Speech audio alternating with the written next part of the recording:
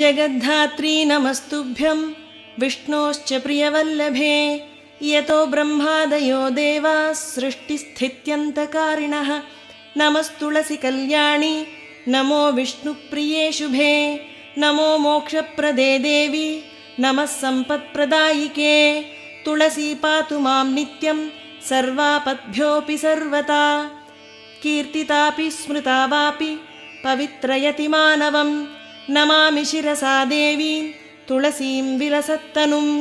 यां दृष्ट्वा पापतो मर्त्याः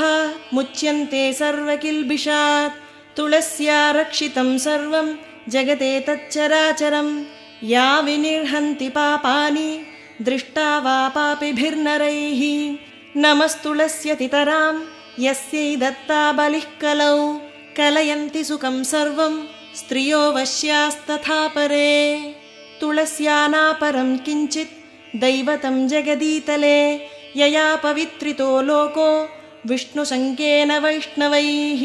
तुलस्याः पल्लवं विष्णोः शिरस्यारोपितं कलौ आरोपयति सर्वाणि श्रेयांसि वरमस्तके तुलस्यां सकला देवा वसन्ति सततं यता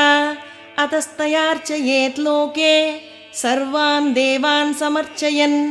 नमस्तुलसी सर्वज्ञे पुरुषोत्तमवल्लभे पाहि मां सर्वपापेभ्यः सर्वसम्पत्प्रदायिके इति स्तोत्रं पुरा गीतं पुण्डरीकेण धीमता विष्णुमर्चयतां नित्यं शोभनैस्तुलसीदलैः तुलसी श्रीमहालक्ष्मी विद्या विद्यायशस्विनी धर्मा धर्मानना देवी देवदेव मनःप्रिया लक्ष्मी प्रियसखी देवी द्यौर्भूमिरचलाचला षोडशैतानि नामानि तुलस्याः कीर्तयेन्नरैः लभते सुतरां भक्तिं मन्मथे विष्णुपदां भवेत् तुलसी भूर्महालक्ष्मी पद्मिनी श्रीहरिप्रिया